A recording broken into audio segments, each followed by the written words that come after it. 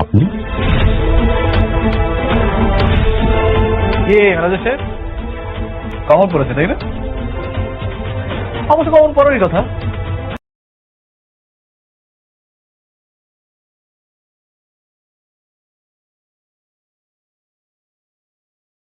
শুনেন, আজকে কিন্তু এতগুলো মানুষ আমরা আসছি ঘাট ধাক্কা খাওয়ার জন্য না, আমরা ঘাট ধাক্কা দিয়ে বের করে দিতে এসেছি। মানে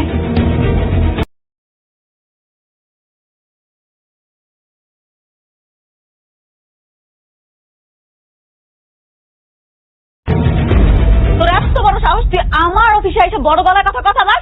আরে ভাবি, আপনি তো সবসময় ধৈর্যের পরীক্ষা নেন, যদিও বা আমার ধৈর্যটা অনেক বড়। আজকে কোনোভাবেই আমি কন্ট্রোল করতে পারতেছি না। কি করি কি?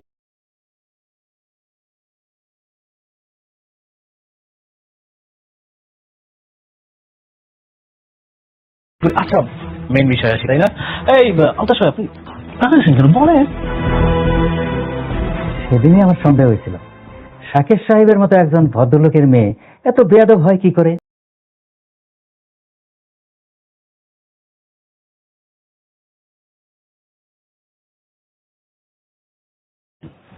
একটা বস্তির, ওকে বস্তির থেকে তুলে নিয়ে এসে আপনি শালিমা বিল্ডার্সের মতো হাজার হাজার কোটি টাকার মালিক বানিয়ে দিয়েছে। মানে শার্প অ্যান্ড ক্লিয়ার, দেখলাম শাকির চৌধুরীর মেয়ে না।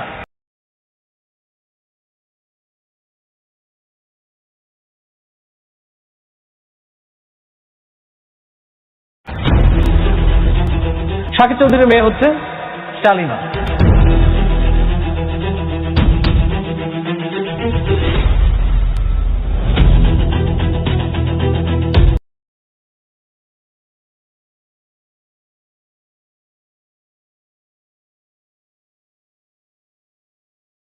ভাই বোন, আপনাদের একটা কথা দিয়ে শুরু করি। আপনি কি কখনো এমন কাউকে ভালোবেসেছেন যে আপনার সাথে ভালো ছিল, কিন্তু পরিস্থিতি আর ভুল বোঝাবুঝি সব এলোমেলো করে দিয়েছে? আপনি মিলিয়ে দিতে চেয়েছেন, বারবার কাছে যেতে চেয়েছেন, কিন্তু প্রতিবার দেওয়াল উঁচু হয়ে গেছে, আর তখন বুকের ভেতরে একটা চাপা যন্ত্রণা থেকে গেছে, যেটা না কাউকে বোঝাতে পারছেন না নিজে ভুলতে পারছেন। তাহলে আজকের এই ড্রামার গল্পটা আপনার জন্যই, কারণ এই গল্পে অনিক আর মেঘলার প্রেমের সম্পর্কটা এতটাই বাস্তব, এতটাই কাছের, যে দেখতে দেখতে মনে হবে এটা কোনো টিভি সিরিয়াল না, এটা আপনার বা আপনার পাশের কারো জীবনের গল্প। আজকে আমি এই ড্রামার দুটো দিক নিয়ে কথা বলবো। একদিকে মেঘলা আর অনিকের ভাঙা সম্পর্ক, আর অন্যদিকে মেঘলার সেই বিস্ময়কর উত্থান, যেটা দেখে ইচ্ছে হয় উঠে দাঁড়িয়ে হাততালি দিতে। তো চলুন শুরু করা যাক। প্রথমেই বলি, এই ড্রামার ইমোশনাল কোরটা আসলে কোথায়? এই পুরো গল্পের কেন্দ্রে আছে একটা প্রশ্ন: ভালোবাসা কি বিশ্বাসঘাতকতার পরেও টিকে থাকতে পারে? অনিক মেঘলাকে ভালোবাসে, এটা পুরো ড্রামা জুড়ে স্পষ্ট, কিন্তু রাতুলের বিশ্বাসঘাতকতা তার বুকে যে ক্ষত তৈরি করেছে, সেই ক্ষতের ওপর মেঘলার বারবার আঘাত লাগছে বলে অনিকের মনে হচ্ছে। যদিও মেঘলার নিজের কোনো দোষ নেই, এখানেই এই ড্রামার আসল ট্র্যাজেডি। দুজন মানুষ দুজনকে ভালোবাসে, কিন্তু তৃতীয় পক্ষের চক্রান্ত আর ভুল বোঝাবুঝি তাদের আলাদা করে রেখেছে। মেঘলা যখন সাব্বির ভাইকে ধরে এসেছিল অনিকের সাথে দেখা করতে, তার হাতে প্রেমের উপহার, বুক ভর্তি কথা, তখন অনিক তাকে কি বলল? কি বলবে তুমি? যেদিন তোমার অফিসে গিয়েছিলাম তোমার সাথে কথা বলার জন্য, সেদিন তোমার সময় হয়নি। এই কথাটা শুনে মেঘলার মনে কি হয়েছিল সেটা হয়তো সে মুখে বলেনি, কিন্তু দর্শক হিসেবে আমরা বুঝতে পারি এই কথাটা তার বুকে তীরের মতো বিঁধেছে। কারণ মেঘলা যদি জানতো অনিক এসেছিল, সে কি দরজা বন্ধ করে রাখত? কখনো না। কিন্তু রাতুলের তৈরি করা জাল এমনভাবে তাদের ঘিরেছিল যে দুজন একে অপরকে ভুল বুঝে দূরে সরে গেছে। মেঘলার যে দৃঢ়তাটা এই ড্রামায় সবচেয়ে বেশি আমাকে মুগ্ধ করেছে, সেটা হলো সে একবারের জন্যেও নিজেকে ছোট করেনি।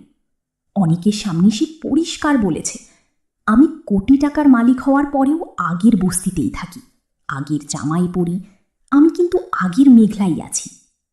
এই কথাটা শুনে অনিকের মনে কিছু একটা হয়েছিল। দর্শক হিসেবে সেটা আমরা টের পাই, কিন্তু অনিক সেটা প্রকাশ করেনি। কারণ অনিক এখন বৃষ্টিকে বিয়ে করেছে, সেই সংসারের দায়িত্বে আছে। আর এখানেই এই ড্রামার সবচেয়ে বড় দ্বন্দ্বটা। একটা মানুষ যে তার প্রথম ভালোবাসাকে ভুলতে পারছে না, কিন্তু দ্বিতীয় সংসারের সাথেও বেইমানি করতে পারছে না। এই দুটোর মাঝে আটকে আছে অনিক। আর বৃষ্টির চরিত্রটা, বৃষ্টি নিজেও জটিল। সে যে ভুল করেছে সেটা সে স্বীকার করে, কাঁদে, অনিকের কাছে ক্ষমা চায়। কিন্তু তার একটা বড় কষ্ট আছে, সে মা হতে পারবে না। একজন মেয়ের জন্য এই কষ্টটা কতটা গভীর সেটা যে বুঝবে, সে কখনো এই দৃশ্যটা দেখে চোখের জল আটকাতে পারবে না। বৃষ্টি যখন বলে, আমার বিশ্বাস আমি একদিন মা হতে পারবো, আল্লাহর কাছে বারবার চাইলে তিনি শুনবেন, এই একটা মুহূর্তে বৃষ্টিকে ঘেন্না করা অসম্ভব হয়ে পড়ে। সে ভুল করেছে, হ্যাঁ, কিন্তু সে মানুষ। আর এই ড্রামা সেটাই মনে করিয়ে দিচ্ছে। সাব্বির ভাইয়ের ক্যারেক্টারটা নিয়েও একটু বলা দরকার। এই মানুষটা এই ড্রামায় একটা নীরব নায়কের ভূমিকায় আছেন। মেঘলা আর অনিকের মাঝখানে সেতু হওয়ার চেষ্টা করছেন, কিন্তু দুদিক থেকেই বাধা পাচ্ছেন। অনিক রেগে আছে, মেঘলা মরিয়া। এই দুজনের মাঝখানে থেকে সাব্বির ভাই যে ধৈর্যটা দেখাচ্ছেন সেটা আসলেই বাস্তব জীবনে কম দেখা যায়। আর সাব্বির ভাই যখন মেঘলাকে জানালেন যে অনিক তার অফিসে গিয়েছিল আর রাতুল তাকে কিডন্যাপ করানোর পরিকল্পনা করেছিল, তখন মেঘলার মুখের এক্সপ্রেশনটা পুরো ড্রামার অন্যতম সেরা মুহূর্ত। একই সাথে রাগ, কষ্ট আর একটা অদ্ভুত স্বস্তি। কারণ সে বুঝতে পারছে অনিক আসলে তাকে এড়িয়ে যায়নি, রাতুলের চক্রান্তই তাদের দূরে সরিয়ে রেখেছে। এবার আসি রাতুলের বাবা মায়ের দৃশ্যে। এই দৃশ্যটা নিয়ে অনেকেই হয়তো ভাববেন, এই বুড়ো মানুষগুলো তো রাতুলের পরিবার, তাদের জন্য কষ্ট পাওয়া কি ঠিক? আমি বলবো হ্যাঁ, কষ্ট পাওয়া যায়। কারণ তারা বয়স্ক মানুষ, তাদের জায়গা নেই, খাবার নেই। কিন্তু মেঘলা যখন তাদের হাতে ভিক্ষার থালি দিয়ে বের করে দিচ্ছে, তখন একটা ঘটনা মাথায় আসে। এই একই মানুষগুলো কিন্তু অনেককেও ঘাড় ধাক্কা দিয়ে বের করে দিয়েছিল, তার হাতে ভিক্ষার থালি ধরিয়ে দিয়েছিল। তখন অনেকের বয়স কত ছিল, সে কতটা অসহায় ছিল। এই কথাটা মনে রাখলে মেঘলার প্রতিশোধের প্রতি রাগ কমে যায়। মেঘলা এখানে নিষ্ঠুর হয়নি, সে শুধু সেই মুহূর্তটাকে আয়নার মতো ফিরিয়ে দিয়েছে। যেমন করে অনেকের কাছ থেকে সব কিছু নিয়েছিলি, ঠিক সেইভাবে তোর কাছ থেকে নিলাম। এই লাইনটা যখন মেঘলা বলে, তার গলায় কষ্ট আছে, রাগ আছে, কিন্তু বিজয়ের কোনো অহংকার নেই। আর এটাই তাকে আলাদা করে রাখে। এই ড্রামায় একটা জিনিস বারবার আমাকে ভাবাচ্ছে, আলতাফ বা রাতুলের মতো মানুষরা কেন ভুল করে? কারণ তারা মনে করে যে এই পৃথিবীতে ক্ষমতাই সব, টাকাই সব, যে বেশি ক্ষমতাধর সে সব পাবে। কিন্তু এই ড্রামা বারবার দেখাচ্ছে সৎ মানুষের কাছে ফেরে সব কিছু। মেঘলার কাছে টাকা বা ক্ষমতা কোনোটাই ছিল না, কিন্তু ছিল একটা পরিষ্কার মন আর দৃঢ় ইচ্ছাশক্তি। আর এই দুটো জিনিস পৃথিবীর যে কোনো সম্পদের চেয়ে বেশি শক্তিশালী। রাতুল বলছে সে শালিমা বিল্ডার্সের মতো প্রজেক্ট যে কোনো সময় চুরি মেরে নিয়ে নিতে পারে। এই কথায় বোঝা যায় সে এখনও শিখল না, সে এখনও ভাবছে চালাকি দিয়ে সব পাওয়া যায়। আর মেঘলা বলছে এই খেলার শেষ আমি দেখেছি। দুজনের এই মনোভাবের পার্থক্যটাই বলে দিচ্ছে সামনে কে জিতবে। এই ড্রামার সবচেয়ে বড় টুইস্ট যেটা সামনে আসছে, আলতাফ জানিয়েছে মেঘলা আসলে সাকিব চৌধুরীর মেয়ে না, আসল মেয়ে হলো শালিনা। এই তথ্যটা যদি সত্য হয় তাহলে মেঘলার পুরো পরিচয়টাই প্রশ্নের মুখে পড়বে। শালিমা বিল্ডার্সের মালিকানা কি তখনও তার কাছে থাকবে, নাকি সে আবার শূন্য থেকে শুরু করতে বাধ্য হবে? আর যদি সেটা হয়, তাহলে অনেক কি তার পাশে দাঁড়াবে, নাকি এই সত্য বেরিয়ে আসলে সম্পর্কের ক্ষত আরও গভীর হবে? এই প্রশ্নগুলো মাথায় ঘুরছে আর মনে হচ্ছে সামনের পর্বগুলো আরও বেশি টানটান হবে।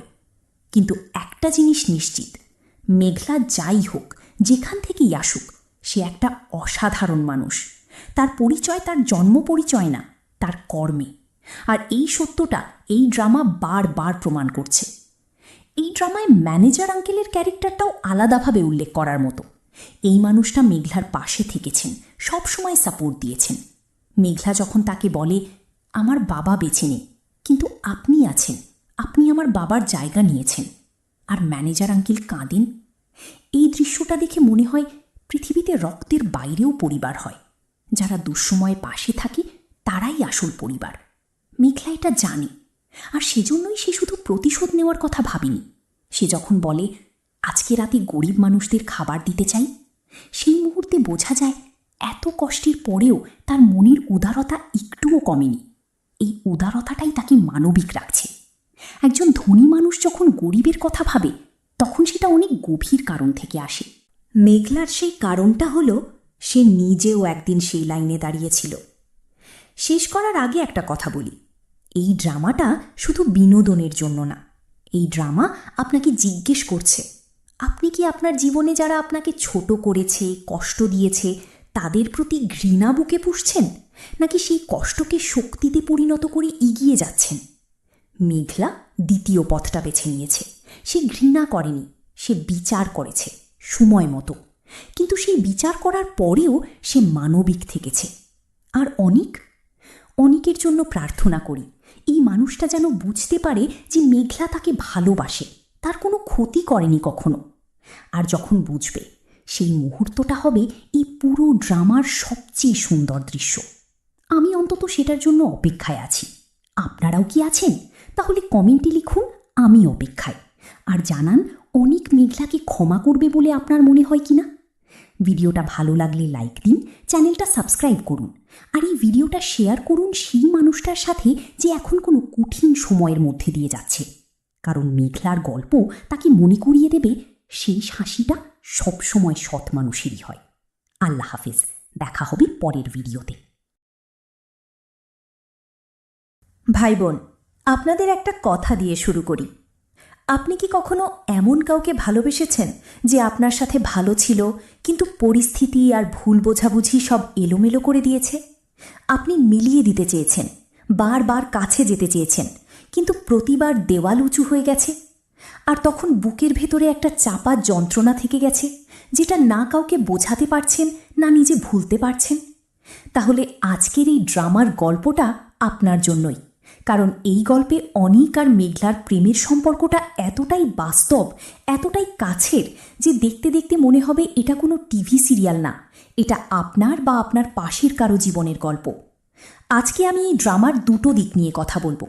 একদিকে মেঘলা আর অনিকের ভাঙা সম্পর্ক, আর অন্যদিকে মেঘলার সেই বিস্ময়কর উত্থান, যেটা দেখে ইচ্ছে হয় উঠে দাঁড়িয়ে হাততালি দিতে। তো চলুন শুরু করা যাক। প্রথমেই বলি এই ড্রামার ইমোশনাল কোরটা আসলে কোথায়। এই পুরো গল্পের কেন্দ্রে আছে একটা প্রশ্ন: ভালোবাসা কি বিশ্বাসঘাতকতার পরেও টিকে থাকতে পারে? অনিক মেঘলাকে ভালোবাসে, এটা পুরো ড্রামা জুড়ে স্পষ্ট। কিন্তু রাতুলের বিশ্বাসঘাতকতা তার বুকে যে ক্ষত তৈরি করেছে, সেই ক্ষতের ওপর মেঘলার বারবার আঘাত লাগছে বলে অনিকের মনে হচ্ছে। যদিও মেঘলার নিজের কোনো দোষ নেই, এখানেই এই ড্রামার আসল ট্র্যাজেডি। দুজন মানুষ দুজনকে ভালোবাসে, কিন্তু তৃতীয় পক্ষের চক্রান্ত আর ভুল বোঝাবুঝি তাদের আলাদা করে রেখেছে। মেঘলা যখন সাব্বির ভাইকে ধরে এসেছিল অনিকের সাথে দেখা করতে, তার হাতে প্রেমের উপহার, বুক ভর্তি কথা, তখন অনিক তাকে কি বলল? কি বলবে তুমি? যেদিন তোমার অফিসে গিয়েছিলাম তোমার সাথে কথা বলার জন্য, সেদিন তোমার সময় হয়নি। এই কথাটা শুনে মেঘলার মনে কি হয়েছিল সেটা হয়তো সে মুখে বলেনি, কিন্তু দর্শক হিসেবে আমরা বুঝতে পারি এই কথাটা তার বুকে তীরের মতো বিঁধেছে। কারণ মেঘলা যদি জানতো অনিক এসেছিল, সে কি দরজা বন্ধ করে রাখত? কখনো না। কিন্তু রাতুলের তৈরি করা জাল এমনভাবে তাদের ঘিরেছিল যে দুজন একে অপরকে ভুল বুঝে দূরে সরে গেছে। মেঘলার যে দৃঢ়তাটা এই ড্রামায় সবচেয়ে বেশি আমাকে মুগ্ধ করেছে, সেটা হলো সে একবারের জন্যেও নিজেকে ছোট করেনি। অনেকের সামনে সে পরিষ্কার বলেছে, আমি কোটি টাকার মালিক হওয়ার পরেও আগের বস্তিতেই থাকি, আগের জামাই পরি, আমি কিন্তু আগের মেঘলাই আছি। এই কথাটা শুনে অনেকের মনে কিছু একটা হয়েছিল। দর্শক হিসেবে সেটা আমরা টের পাই, কিন্তু অনেক সেটা প্রকাশ করেনি। কারণ অনেক এখন বৃষ্টিকে বিয়ে করেছে, সেই সংসারের দায়িত্বে আছে। আর এখানেই এই ড্রামার সবচেয়ে বড় দ্বন্দ্বটা। একটা মানুষ যে তার প্রথম ভালোবাসাকে ভুলতে পারছে না, কিন্তু দ্বিতীয় সংসারের সাথেও বেইমানি করতে পারছে না। এই দুটোর মাঝে আটকে আছে অনিক। আর বৃষ্টির চরিত্রটা, বৃষ্টি নিজেও জটিল। সে যে ভুল করেছে সেটা সে স্বীকার করে, কাঁদে, অনেকের কাছে ক্ষমা চায়, কিন্তু তার একটা বড় কষ্ট আছে, সে মা হতে পারবে না। একজন মেয়ের জন্য এই কষ্টটা কতটা গভীর সেটা যে বুঝবে, সে কখনো এই দৃশ্যটা দেখে চোখের জল আটকাতে পারবে না।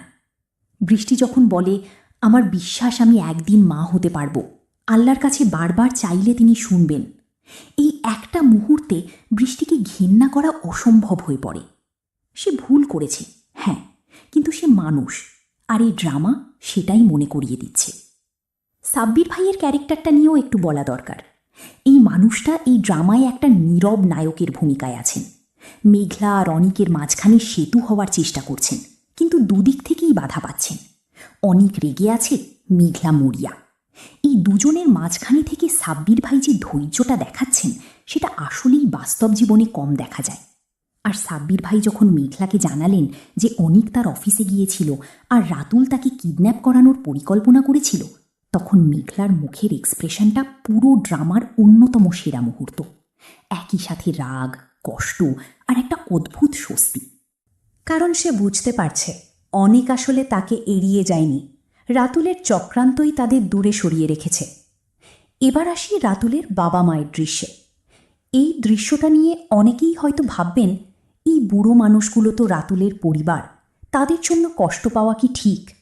আমি বলবো, হ্যাঁ, কষ্ট পাওয়া যায়, কারণ তারা বয়স্ক মানুষ, তাদের জায়গা নেই, খাবার নেই। কিন্তু মেঘলা যখন তাদের হাতে ভিক্ষার থালি দিয়ে বের করে দিচ্ছে, তখন একটা ঘটনা মাথায় আসে। এই একই মানুষগুলো কিন্তু অনেককেও ঘাড় ধাক্কা দিয়ে বের করে দিয়েছিল, তার হাতে ভিক্ষার থালি ধরিয়ে দিয়েছিল। তখন অনেকের বয়স কত ছিল, সে কতটা অসহায় ছিল, এই কথাটা মনে রাখলে মেঘলার প্রতিশোধের প্রতি রাগ কমে যায়। মেঘলা এখানে নিষ্ঠুর হয়নি, সে শুধু সেই মুহূর্তটাকে আয়নার মতো ফিরিয়ে দিয়েছে। যেমন করে অনেকের কাছ থেকে সব কিছু নিয়েছিলি, ঠিক সেইভাবে তোর কাছ থেকে নিলাম। এই লাইনটা যখন মেঘলা বলে, তার গলায় কষ্ট আছে, রাগ আছে, কিন্তু বিজয়ের কোনো অহংকার নেই, আর এটাই তাকে আলাদা করে রাখে। এই ড্রামায় একটা জিনিস বারবার আমাকে ভাবাচ্ছে, আলতাফ বা রাতুলের মতো মানুষরা কেন ভুল করে? কারণ তারা মনে করে যে এই পৃথিবীতে ক্ষমতাই সব, টাকাই সব, যে বেশি ক্ষমতাধর সে সব পাবে। কিন্তু এই ড্রামা বারবার দেখাচ্ছে সৎ মানুষের কাছে ফেরে সব কিছু। মেঘলার কাছে টাকা বা ক্ষমতা কোনোটাই ছিল না, কিন্তু ছিল একটা পরিষ্কার মন আর দৃঢ় ইচ্ছাশক্তি। আর এই দুটো জিনিস পৃথিবীর যে কোনো সম্পদের চেয়ে বেশি শক্তিশালী। রাতুল বলছে সে শালিমা বিল্ডার্সের মতো প্রজেক্ট যে কোনো সময় চুরি মেরে নিয়ে নিতে পারে। এই কথায় বোঝা যায় সে এখনও শিখল না, সে এখনও ভাবছে চালাকি দিয়ে সব পাওয়া যায়। আর মেঘলা বলছে এই খেলার শেষ আমি দেখেছি। দুজনের এই মনোভাবের পার্থক্যটাই বলে দিচ্ছে সামনে কে জিতবে। এই ড্রামার সবচেয়ে বড় টুইস্ট যেটা সামনে আসছে, আলতাফ জানিয়েছে মেঘলা আসলে সাকিব চৌধুরীর মেয়ে না, আসল মেয়ে হলো শালিনা। এই তথ্যটা যদি সত্য হয়, তাহলে মেঘলার পুরো পরিচয়টাই প্রশ্নের মুখে পড়বে। শালিমা বিল্ডার্সের মালিকানা কি তখনও তার কাছে থাকবে, নাকি সে আবার শূন্য থেকে শুরু করতে বাধ্য হবে? আর যদি সেটা হয়, তাহলে অনেক কি তার পাশে দাঁড়াবে, নাকি এই সত্য বেরিয়ে আসলে সম্পর্কের ক্ষত আরও গভীর হবে? এই প্রশ্নগুলো মাথায় ঘুরছে, আর মনে হচ্ছে সামনের পর্বগুলো আরও বেশি টানটান হবে। কিন্তু একটা জিনিস নিশ্চিত, মেঘলা যাই হোক, যেখান থেকেই আসুক, সে একটা অসাধারণ মানুষ। তার পরিচয় তার জন্ম পরিচয় না, তার কর্মে। আর এই সত্যটা এই ড্রামা বারবার প্রমাণ করছে। এই ড্রামায় ম্যানেজার আঙ্কেলের ক্যারেক্টারটাও আলাদাভাবে উল্লেখ করার মতো। এই মানুষটা মেঘলার পাশে থেকেছেন, সবসময় সাপোর্ট দিয়েছেন। মেঘলা যখন তাকে বলে, আমার বাবা বেঁচে নেই, কিন্তু আপনি আছেন, আপনি আমার বাবার জায়গা নিয়েছেন।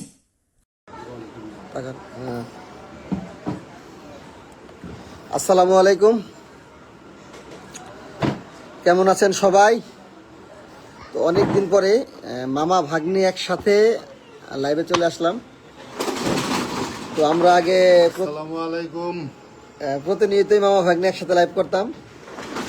তো অনেকদিন মামা ভাগ্নি একসাথে লাইভ করা হয় না, তো চলে আসলাম আমরা দুজনে আজকে একসাথে। আপনাদের সাথে কথা হবে, আড্ডা হবে, আড্ডা দেওয়ার জন্য আসলাম। অনেকদিন যাবত আড্ডা দেওয়া হয় না। আসলে আপনাদের সাথে আড্ডা না দিলে আসলে ভালো মামা ভালো লাগে। আমরা অনেকদিন লাইভে আসি না এই জন্য। মামা বেগনা অনেকদিন পরে আসলাম আপনাদের সাথে কথা বলার জন্য, আপনাদের সাথে শেয়ার করার জন্য, সুখ দুঃখের কথা আড্ডা দেওয়ার জন্য। আড্ডা দেওয়ার জন্য। আপনারা কে কোথায় আছেন চলে আসেন মিম ডিজিটাল স্টুডিও। এই নেতা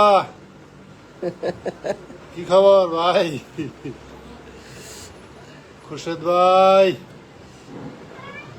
আমাদের সাথে সংযুক্ত হওয়ার জন্য খুরশেদ ভাইকে ধন্যবাদ, সালাম, অভিনন্দন, লাল গোলাপের শুভেচ্ছা।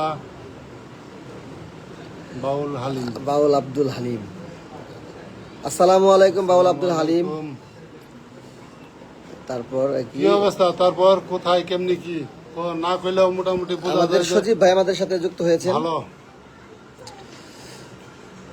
ভালো আছি ভাই, thank you thank you thank you thank you.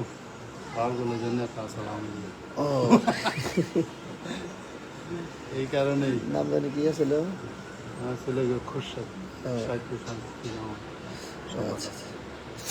Khurshed ভাই। ওকে ঠিক আছে, আমাদের সাথে আমাদের এক মামা যুক্ত আছেন, খোরশেদ মামা, মিম ডিজিটাল স্টুডিও। যাই হোক, তো অনেকদিন পরে আমরা আসলাম। তো মামা আমরা যে অনেকদিন লাইভে আসি নাই, এই জন্য আমাদের মানে আসলে কি আমাদের ভালো লাগছে তখন। না না না, তো আমরা কিন্তু একসাথে হইতে পারি নাই। মনে মনে ভাবছিলাম যে কখন একসাথে লাইভে ঢুকবো। দেখি আইজল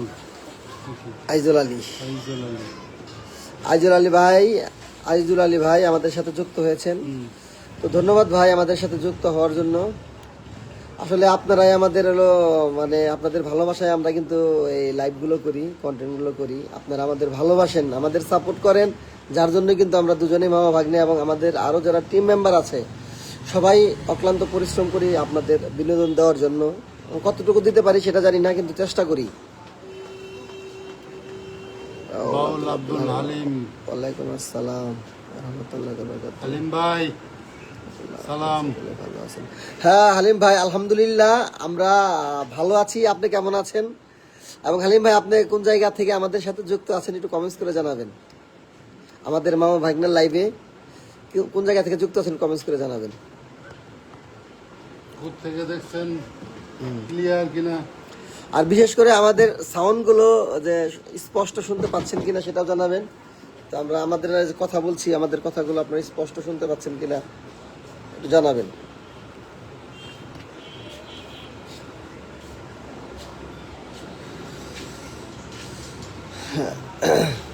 তো আমাদের লাইভে অনেক অডিয়েন্স থাকে, কিন্তু আমরা দীর্ঘদিন লাইভ করি না। এর জন্য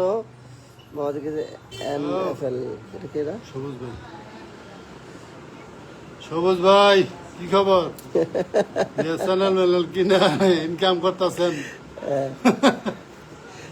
এই আমি আপনি সবুজ ভাই কি ভাই কম না মামা কম কোনটা কম? ওই হইলো একটা হইলি, এটা সাউন্ড দিলে পরে যাবে। না না ও সাউন্ড যাইতেছে। বিশেষ করে যে সবুজ ভাই আপনারা ভাই বলুন না মামা বলুন, কোনটা বলুম একটু জানাবেন কমেন্টস করে। লেখেন কিছু লেখেন। আপনারা কি আমি ভাই বলবো না মামা বলবো, কোনটা বলবো? দাদা দাদা দাদা না দাদা ওই দাদা। যাই হোক দাদা বাথি আমি যুক্ত হয়েছি ফরিদপুর। আমাদের আব্দুল হালিম ভাই ফরিদপুর থেকে যুক্ত হয়েছেন। ধন্যবাদ ভাই, ধন্যবাদ। সুদূর ফরিদপুর থেকে আমাদের সাথে যুক্ত আছেন আব্দুল হালিম ভাই। ভাই আপনি সম্ভবত গান করেন, আপনার গান একদিন শুনবো। আপনি কবে শোনাবেন বলেন, আপনাকে কলে আনবো, আপনার গান একদিন আমরা শুনবো। সবুজ ভাই লেখেন লেখেন, আমরা গরিব মানুষ ভাই, লেখেন লেখেন। এই সবুজ ভাই মামা কোনটা? আপনার মামা বলবো না ভাই বলবো, একটু কমেন্টস করে জানাবেন।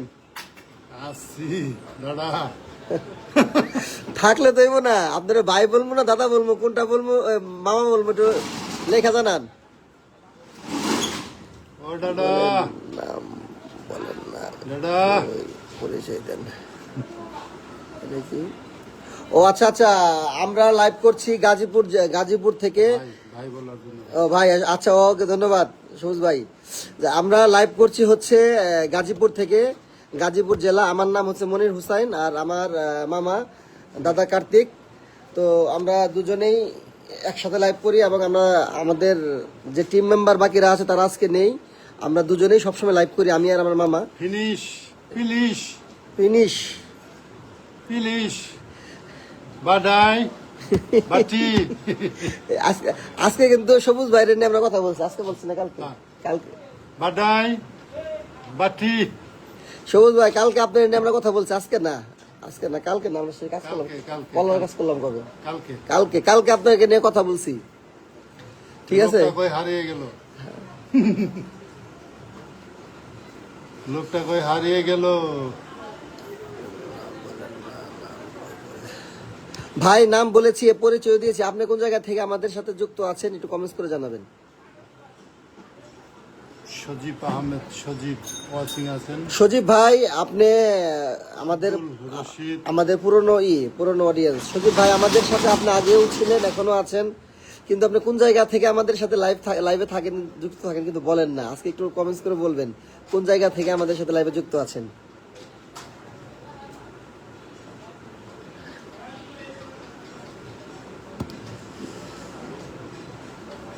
আমাদের সাথে যারা যুক্ত আছেন তারা একটু কমেন্টস করে যাবেন। রুবেল ভাই বাটি বাডাই আব্দুল হালিম, দাদা ভাই, ইনশাল্লাহ অবশ্যই যে কোনো একদিন গান শোনাবো। রুবেল ইনশাল্লাহ ইনশাল্লাহ আমাদের হালিম ভাই একদিন গান শোনাবে, অবশ্যই অবশ্যই। তো ভাই কবে শোনাবেন একটু বলেন, আমরা সেদিন আপনাকে আমরা গ্রুপে নেব। দাদা ঠিক ভাই আছে, খাওয়া দাওয়া কি হয়েছে না এখনো?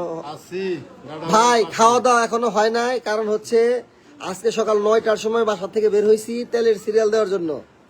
তো সারাদিন শেষ, তেল কোথাও পাই নাই। যেখানেই সিরিয়ালে দাঁড়াই, যেই তেলের পাম্পের কাছে যাই তখনই তেল শেষ। তো দুঃখ ভরা মন নিয়ে যখন বাসার দিকে চলে আসতেছি, তখনই এক পাম্পে তেল দেখতেছি দিতেছে।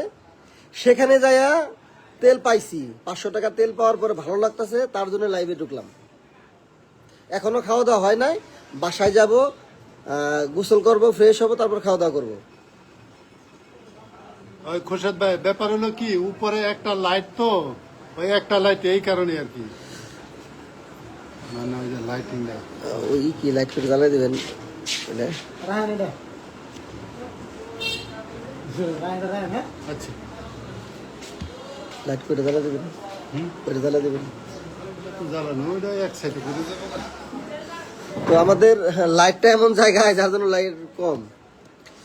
তো হালিম ভাইয়ের গান আমরা একদিন শুনবো। হালিম ভাই, আপনি আমাদের সাথে যুক্ত হয়ে যান, ঠিক আছে ভাই? আমাদের পেজটা একটু ফলো করে রাখেন। ইনশাল্লাহ একদিন না, আপনি যখন বলবেন, আজকে যদি গান শোনাতে চান আজকে আপনাকে লাইভে কলে নিব। আপনি কি এখন শোনাবেন? এখন শোনালে এখনই আপনাকে কলে নিব।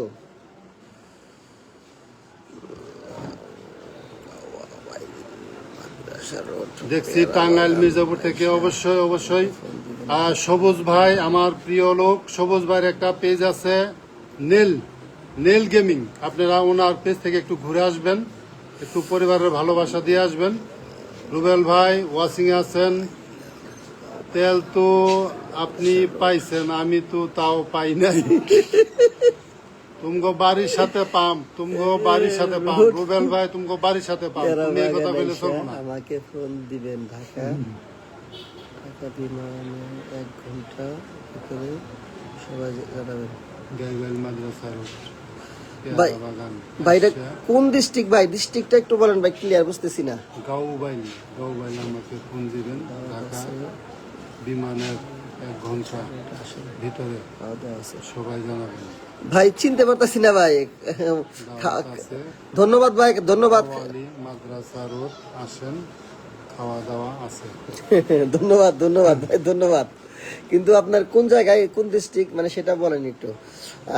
আমার প্রিয় রুবেল ভাই, রুবেল দিন দয়াল সৃষ্টি, ওনার পেজ থেকে আপনারা একটু ঘুরে আসবেন, ভালোবাসা দিয়ে আসবেন ওনার পরিবারে। রুবেল ভাই, রুবেল ওই পেজ আইছে না? যাক, রুবেল ভাই কেমন আছেন?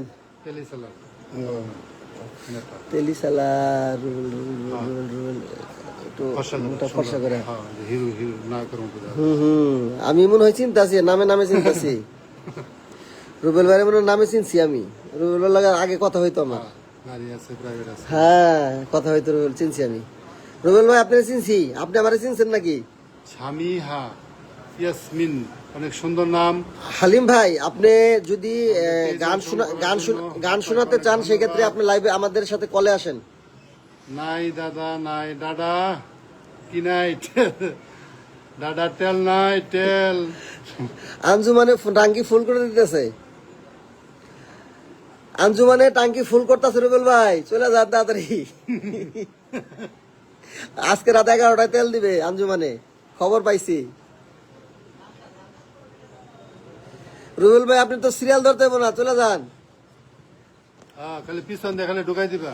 পিছন দেখাল ঢুকে দিবেন। দাওয়াত আছে, আসেন। যাই হোক, আমাদের হালিম ভাই, বাউল হালিম ভাই, আপনি আমাদের কলে আসেন, কলে এসে আপনার গান শুনবো 2টা।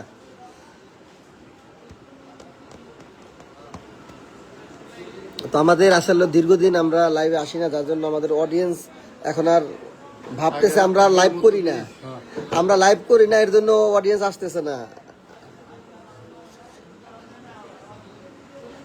চাচা খান, হ্যাঁ ভালো আছি, আপনারা সবাই ভালো? তোমার মনে হয় চিনছে, চিনবা তো? সকিপুর ওই যে ইয়া ছিল না, সব ভাই সাংবাদিক, ওনার ভাগনা মোজাক স্কুলে পড়ছে। হ্যাঁ চিনছি, আমি আমার সাথে তাকে কথা হইতে হলে।